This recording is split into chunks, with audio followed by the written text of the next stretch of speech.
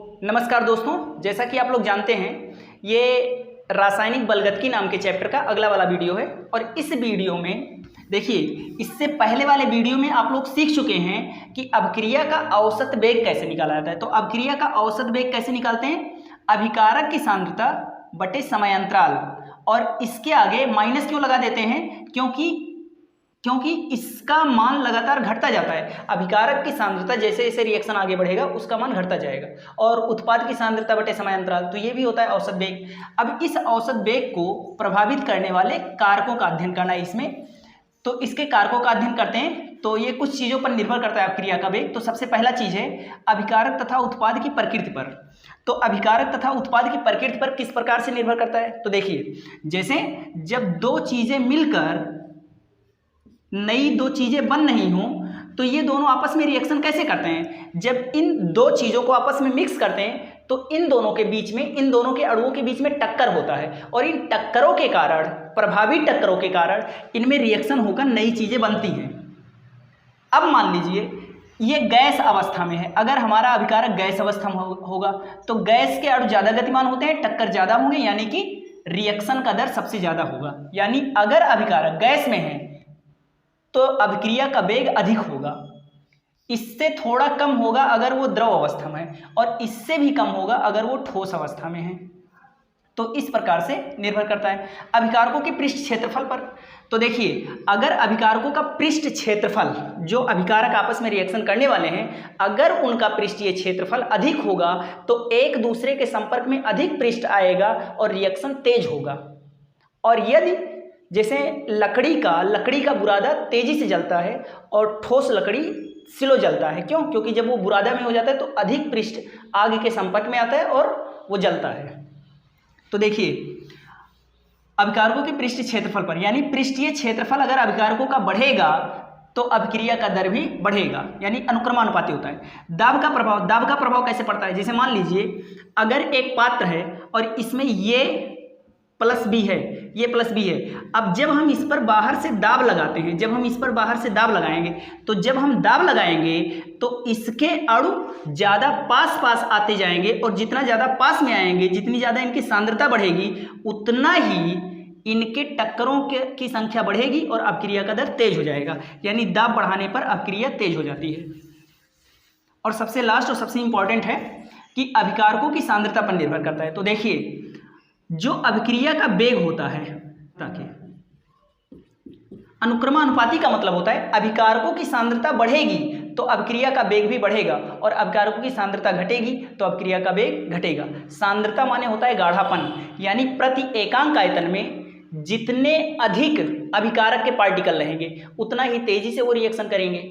ठीक है, उतना ज़्यादा टक्कर होगा, उतना ज़्यादा रिएक्शन होगा। औसत वेग हम लोग इससे पिछले वाले वीडियो में निकालना सीखे हैं। अगर आप लोगों ने नहीं देखा तो उसे देख लीजिए। अब ये औसत वेग किस किस बात पर निर्भर करता है? तो किस किस चीज़ पर निर्भर करता है? सबसे पहला अभिकारक तथा उत्पाद की प्रकृति पर।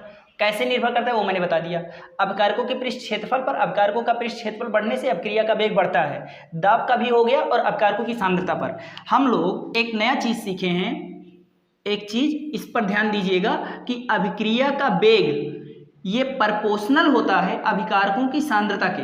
यानी अभिकारक की सांद्रता बढ़ती है तो अभिक्रिया का वेग बढ़ता है, और अभिकारक की सांद्रता घटती है तो अभिक्रिया का वेग घटता है। अब इसी पर हम लोग आगे बात करने वाले हैं। तो देखिए, इसे इतना स्क्रीनशॉट लीजिए आप लोग कि अभिक्रिया का वेग अनुक्रमानुपाती होता है अभिकारक की सांद्रता के। ये मैंने अभी सिखाया। अब इस बात से हम अभिक्रिया का एक और वेग का फार्मूला तैयार कर सकते हैं। अब इसको तैयार करने के लिए हम एक काम करते हैं। हम क्या करते हैं? एक काल्पनिक अभिक्रिया लिखते हैं। तो एक काल्पनिक अभिक्रिया, मान लीजिए एक capital A plus capital B, ये दोनों आपस में मिलकर बना रहे हैं सी प्लस डी। ये बना रहे हैं सी प्लस डी बना रहे हैं, और इसके आगे रस समीकरण मितीय गुणांक लगा है स्मॉल ए, स्मॉल बी, स्मॉल सी और स्मॉल डी। रस समीकरण मितीय गुणांक क्या होता है आप लोग जानते हैं। जैसे H2 plus 3H2 plus N2 after reaction 2NaH3। अब इसमें जो 3 लगा है ऐसे ही इसमें स्मॉल ए है। जैसे H2 लिखा है ऐसे कैपिटल ए है। अब देखिए, ये एक काल्पनिक अभिक्रिया लिखे और इस काल्पनिक अभिक्रिया का वेग हम लिखने की कोशिश करते हैं। तो अभिक्रिया का वेग, ये वेग बराबर क्या होगा, ये वेग बराबर होगा, ये वेग प्रोपोर्शनल की जगह पर प्रोपोर्शनल लगा दीजिए और अभिकारक की सांद्रता। अब देखिए, जैसे ये क्या है, कैपिटल ये क्या है, अभिकारक है, कैपिटल बी क्या है, अभिकारक है, और स्मॉल बी क्या है, ये रस समीकरणमितीय गुणांक है। तो अभिकारक की हमें सांद्रता लिखनी है, तो कैपिटल ये को ऐसे डिब्बे में लिख दीजिए, कोष्टक में लिख दीजिए। तो ये कोष्टक है सांद्रता का प्रतीक। देखिए कैपिटल ये क्या है, ये अभिकारक है और कैपिटल ये कोष्टक में है, यानी कि कैपिटल ये कोष्टक में ये क्या लिखा है, तो ये की सांद्रता लिखा है। और फिर कैपिटल बी भी तो है, कैपिटल बी भी तो है। तो यानी कि अभिक्रिया का जो वेग है, तो वेग की जगह पर वेग लिखा, प्रोपोर्शनल की जगह प्रोपोर्शनल, और अभिकारक की सांद्रता, तो अभिकारक ये और बी मेरे एग्जाम्पल में था, तो ये की सांद्रता हो गया ये और बी की सांद्रता हो गया ये। अब इसका घात लिखते हैं, तो इसका घात लिखते हैं यक्स और ये वाई। अब ये यक्स और वाई कहाँ से आया, तो ये यक्स और वाई, यक्स तथा वाई प्रयोग से आया है, यानी प्रायोगिक रूप से आया है। ध्यान में रखिए, ये यक्स और वाई का मान प्रायोगिक तौर पर आएगा, ना कि यहाँ कहीं से कैलकुलेट करने पर। ये यक्स और वाई का मान केवल एक तरीके से निकल सकता है, वो है प्रायोगिक तौर पर। और ये यक्स और वाई का मान इसके रस समीकरणमितीय गुणांक के बराबर हो भी सकता है और नहीं भी। तो चाहिए तो स्टार बना के लिख सकते हैं कि ये तथा बी के बराबर, ये यक्स तथा वाई, यक्स तथा वाई, ये तथा बी, ये तथा, तो ध्यान में रखना इस पॉइंट को। अब चलिए इससे हम थोड़ा सा और आगे बढ़ते हैं। तो बेग की जगह पर आप बेग ही लिख दीजिए। प्रोपोर्शनल हटाकर जब हम बराबर का चिन्ह लगाते हैं तो एक कांस्टेंट आ जाता है, एक स्थिरांक आ जाता है। तो यहां पर भी एक स्थिरांक आ जाएगा और कैपिटल ये और फिर कैपिटल बी, और इस पर हमारा घात यक्स और वाई लगा हुआ है। अब देखिए ये यक्स और वाई का योग क्या होगा, तो ध्यान में रखिए, ये बेग का फार्मूला बनके तैयार हो गया। ये हमारा क्या बनकर तैयार हो गया, ये हमारा बेग का फार्मूला बनकर तैयार हो गया। अब इस बेग के फार्मूले में जो यक्स और वाई है, ये यक्स प्लस वाई, अगर यक्स और वाई को जोड़ देंगे तो यक्स तथा वाई का योग अभिक्रिया की कोटि कहलाता है। ये यक्स और वाई का योग क्या कहलाता है, अभिक्रिया की कोटि, यानी कि यक्स प्लस वाई। अब मान लीजिए ये बराबर है स्मॉल एन के, तो ये क्या होगा, अभिक्रिया की कोटि है। यक्स और वाई को जोड़ने से, जैसे किसी भी अभिक्रिया के लिए ऐसे बेग समीकरण लिख लीजिए और यक्स वाई का मान प्रायोगिक रूप से ज्ञात कीजिए, और यक्स और वाई को जब जोड़ेंगे तो जो मान आएगा वही अभिक्रिया की कोटि कहलाता है। अभिक्रिया की कोटि क्या है, अभी हम लोग विस्तार से चर्चा करेंगे। हम लोग बेग का फार्मूला एक तरीके से और लिख सकते हैं, तो यहाँ पर लिख कर देख लेते हैं। तो इसी चीज़ को ऐसे भी लिख सकते हैं, देखिए बेग की जगह पर बेग ही लिख दीजिए, बेग की जगह पर बेग हो गया, बराबर की जगह पर बराबर, के की जगह पर के, और कोष्टक लगाइए। ये और भी क्या है, ये और भी क्या है, रिएक्टेंट है। तो ये और भी इतना दूर दूर बड़ा बड़ा लिखने से अच्छा है केवल और केवल कैपिटल आर लिख दीजिए ना, रिएक्टेंट। और यक्स और वाई, यक्स प्लस वाई, यहाँ यक्स प्लस वाई लिख दीजिए, और यक्स प्लस वाई क्या है, स्मॉल एन है, तो स्मॉल एन यहाँ लिख दीजिए। तो ये भी फार्मूला कहीं कहीं देखने को मिल जाता है बेग का। अब बेग का एक फार्मूला ये निकला और बेग का एक फार्मूला ये भी तो था, तो इन दोनों की तुलना भी करवा सकते हैं। जैसे औसत बेग का एक फार्मूला कल हम लोग निकाले थे इससे पहले वाले वीडियो में, तो ये वाला और ये वाला बराबर भी तो हो सकता है। तो इसको मान लीजिए समीकरण 1 और इसको मान लीजिए समीकरण 2, तो लिख सकते हैं समीकरण 1 तथा 2 से के आर का घात स्मॉल एन बराबर हो सकता है उसके माइनस डेल्टा आर बटे डेल्टा टी के, और ये एक नया फार्मूला बन गया। और इस फार्मूले से आगे हम कुछ और कैलकुलेशन करने वाले हैं, तो ध्यान में रखना। तो यहाँ पर ये अभिक्रिया का बेग का फार्मूला बनकर तैयार हो गया, आप लोग स्क्रीनशॉट लीजिए। अभिक्रिया की कोटि क्या होती है, तो मैंने बता दिया कि अभिक्रिया की कोटि क्या होती है। यहाँ पर एन जो लिखा है ये अभिक्रिया की कोटि है। बेग का हमने 2 फार्मूला निकाल लिया है, अब क्रिया की कोटि के बारे में हम पहले चीज जान लीजिए, इसे सिर्फ प्रयोग द्वारा ही ज्ञात कर सकते हैं। दूसरा, इसका कोई मात्रक नहीं होता। तीसरा, इसका मान शून्य भी हो सकता है, धनात्मक भी हो सकता है, ऋणात्मक भी हो सकता है, भिन्नात्मक भी हो सकता है। तो इतना हो गया अब क्रिया के कोटि के बारे में।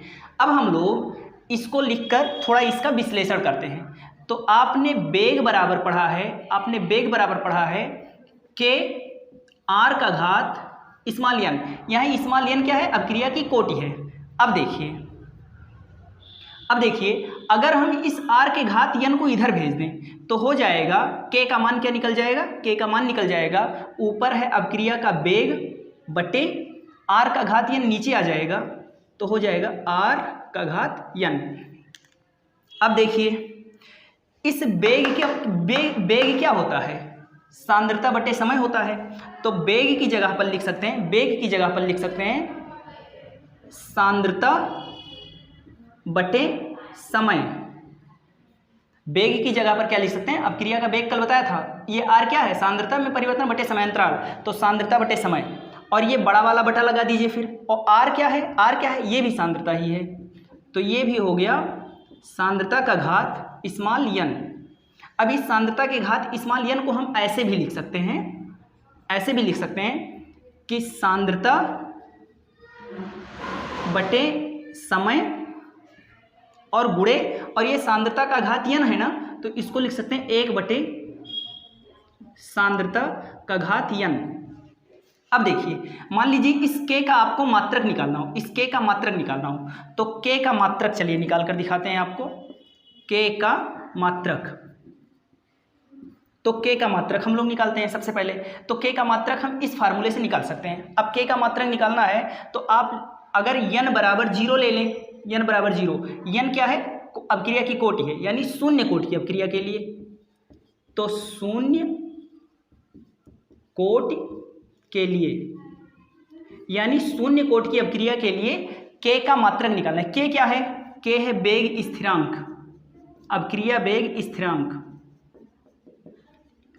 तो अवक्रिया वेग स्थिरांक के लिए n बराबर 0 का मान निकालना है। n बराबर 0 मतलब शून्य कोटि की अवक्रिया के लिए k का मात्रक निकालना है। तो कैसे निकालेंगे? देखिए k का मात्रक निकालना है तो k ऐसे लिख दीजिए, बराबर लिखिए। और सांद्रता बटे समय क्या लिखा है? सांद्रता बटे समय। तो सांद्रता बटे समय की k का मान क्या आया है? सांद्रता बटे समय।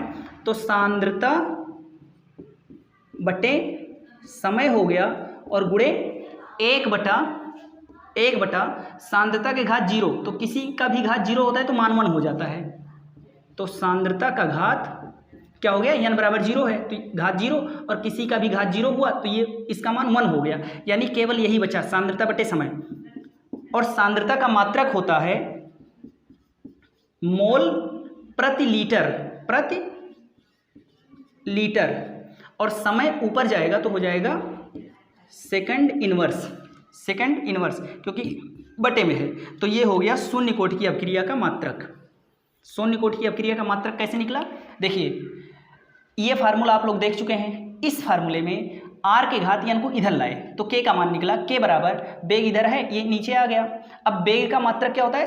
वेग क्या होता है? सांद्रता बटे समय होता है। तो वेग की जगह लिख दिए सांद्रता बटे समय। r क्या है? ये भी सांद्रता है, और n क्या है? n कोटि है अवक्रिया का। अब इस बात को हम ऐसे भी लिख सकते हैं, सांद्रता बटे समय ऐसे, और सांद्रता के घात n को 1 बटा ऐसे लिख सकते हैं। अब ये निकल गया।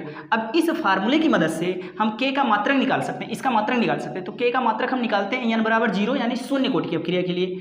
अब क्या हुआ? n बराबर 0 जब रखेंगे तो k की जगह k बराबर की जगह बराबर, और सांद्रता बटे समय गुणे की जगह पर गुणे 1 बटे सांद्रता का घात n, तो सांद्रता का घात 0।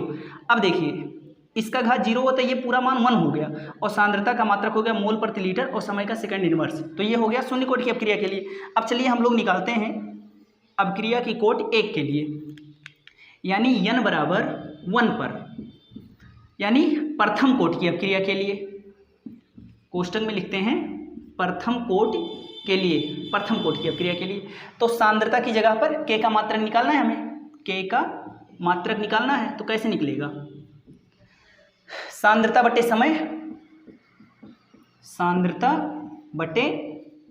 समय गुणे की जगह पर गुणे, 1 की जगह 1 बटे सांद्रता के घात n, तो सांद्रता, और n का मान क्या माने हैं? 1, तो 1 हो गया, तो 1 तो छुपा ही रहता है।